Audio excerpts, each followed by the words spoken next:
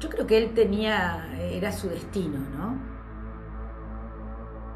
Acá cuando está en la Argentina todavía no existe en la Argentina los grandes esotéricos que existían en Europa, entonces él viaja a Europa con la intención de pintar y con la intención de contactarse con los que se llaman hoy en día grandes iniciados de Europa. Tiene contacto con Crowley, tiene contacto con Steiner y con toda la gente que en ese momento en Europa estaba trabajando con estos conocimientos.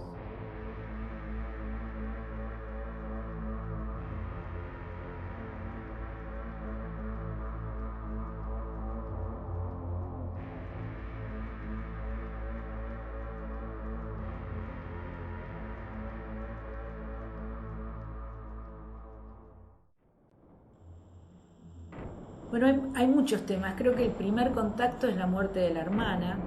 A los 3 años muere una de sus hermanas y la primera pregunta que uno se hace cuando fallece alguien muy querido es ¿qué es lo que pasa después de la vida y de la muerte? Esa primera pregunta de qué es lo que pasa, si hay vida después de la muerte, es una pregunta esotérica o de conocimiento, y esto es lo que a él probablemente lo encamine el resto de su vida a estos conocimientos, pero probablemente él ya tenía la necesidad, o sea, él ya vivía experiencias que otros no experimentaban. Entonces lo interesante de la obra de Sul Solar es que él tiene estas vivencias, pero él no solo se queda con las vivencias, sino que él estudia, que es un trabajo muy arduo, el conocimiento esotérico.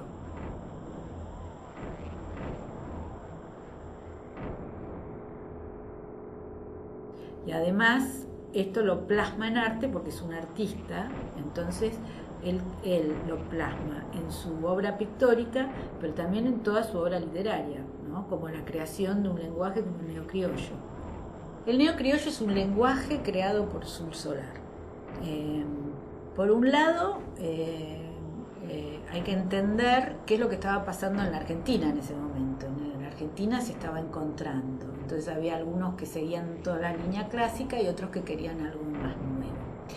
Siempre hay que pensar que Sul Solar es un creador, o sea, él tenía que inventar, crear algo. ¿Por qué? Porque él estaba en un mundo nuevo, donde había nuevas sensaciones y nuevas experiencias, y ¿cómo podía expresar eso? ¿No? Con el lenguaje viejo, el normal, ya no le servía. Tenía que crear un nuevo lenguaje para expresar estas vivencias que él tenía a través del Sansín.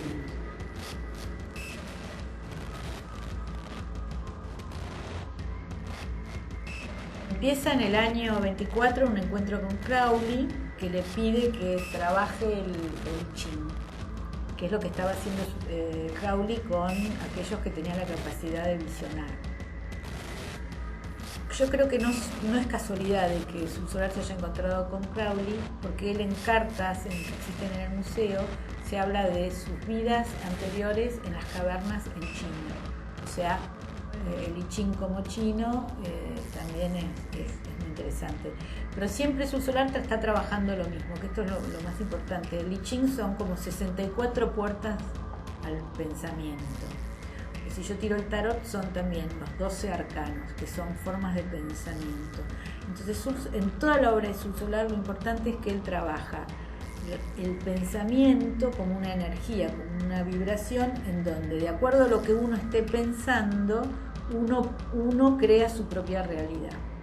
Entonces, si uno tiene la capacidad de poder estudiar todas las puertas, ya sea o por el I Ching, o por el tarot, o por la Kabbalah, que es lo que trabaja Sul Solar, uno puede, digamos, crear su propia realidad. Entiende dónde está parado y no se lleva por las emociones. Entonces lo importante es trabajar las formas de pensamiento.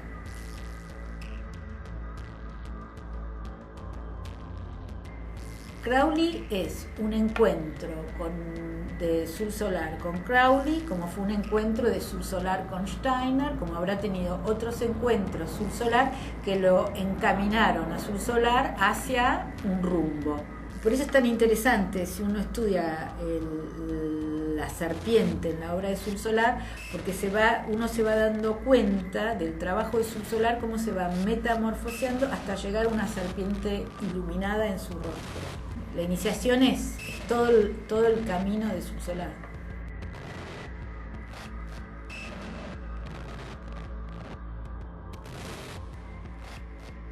Bueno, en realidad en el año 97 tengo una expresión, una sensación de que Sul Solar y Steiner tenían relación, y estábamos conversando con los suizos para traer la exposición de Rudolf Steiner. Entonces le pedí permiso a Fabergé para hacer una investigación de la relación de Sul Solar y Steiner. Y encontramos, por supuesto, muchísimas coincidencias, entre ellas que Sul Solar había asistido a conferencias dictadas por Steiner. Trajimos la exposición, que fue en el año 2000, en el Museo Nacional de Bellas Artes de Steiner. Fabergé me contrata para trabajar e investigar la obra de Sul Solar, que estaba en cajones. O sea, en realidad, cuando entro al museo, había muchas personas que no entendían que la obra de Sul Solar era esotérica, no entendían lo que era.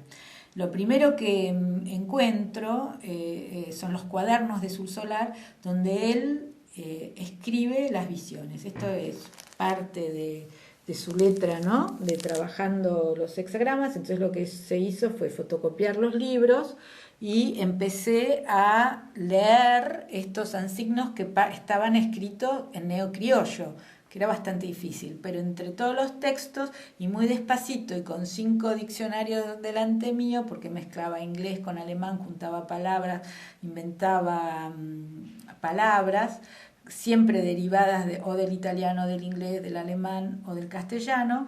Bueno, y así de a poquito fui traduciendo los ansignos. Pero Sul Solar además no solo había escrito en sus cuadernos, que ahí fue desarrollando lo que es el neocriollo, sino que después también los mecanografía en años posteriores, mecanografía los hexagramas y las va siempre corrigiendo. Entonces, a partir de ese trabajo, logré hacer una traducción del neocriollo al castellano de los ansignos.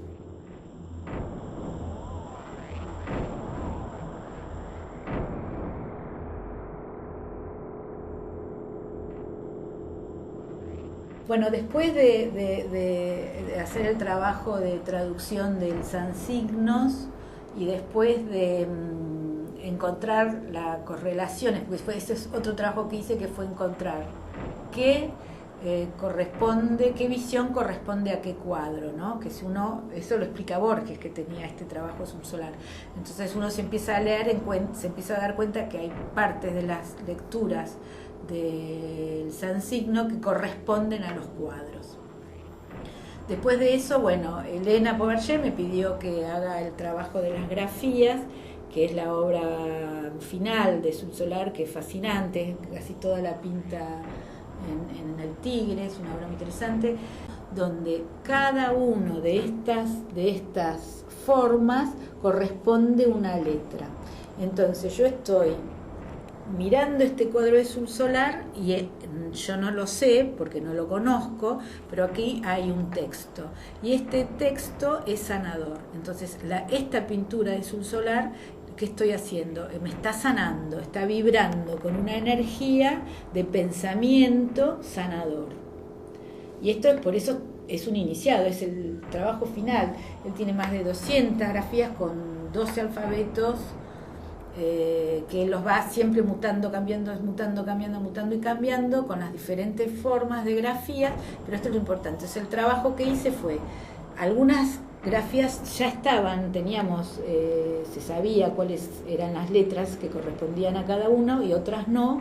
Bueno, lo que hice fue leerlas todas, que están escritas en neocriollo. Entonces si vos lees no entendés nada, pero como yo ya había trabajado con el Sansignos, podía entender cuál era el mensaje. Entonces, pero lo que es muy interesante de las grafías, como él trabaja, que llega a través de la astrología y de los elementos, y todo tiene que ver con cómo cada energía está simbolizando algo. O sea, él trabaja, Azul Solar trabaja con 12 energías que tiene que ver con la astrología, con los signos zodiacales, con las notas musicales, con los planetas, con los colores, y cada uno de estos es una energía, representa una energía.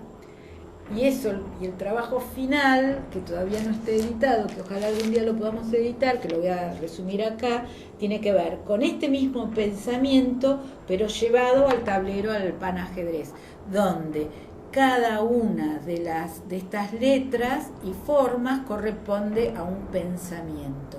Entonces, por ejemplo, el pensamiento de la pasión, o de la relación, o del tiempo, o de la cantidad. Y esto, él lo lleva, era un genio Azul Solar, obviamente, lo lleva al panajedrez. Entonces, cuando él está jugando con el otro, el panajedrez, en realidad está haciendo una lectura astrológica, como si leyera una carta, una revolución solar, una carta astral. Era fascinante. Por eso se pasaban horas y horas jugando al ajedrez con Marechal, jugando con Borges, porque estaban haciendo una lectura, como si tirara el tarot o como si me tirara el I Ching. Lo importante de él es que estas ideas de él no quedaron solo con él, sino que quedaron, por ejemplo, le enseñaba a Borges, le enseñó a Marechal, le enseñó a Calvetti. O sea que estas ideas que tenía Azul Solar se pueden ver en otras obras en la Argentina. Es una semilla que él planta, que es muy importante poderlo seguir trabajando, que está muy verde, que hay que seguir estudiando para entender lo que es la Argentina, ¿no?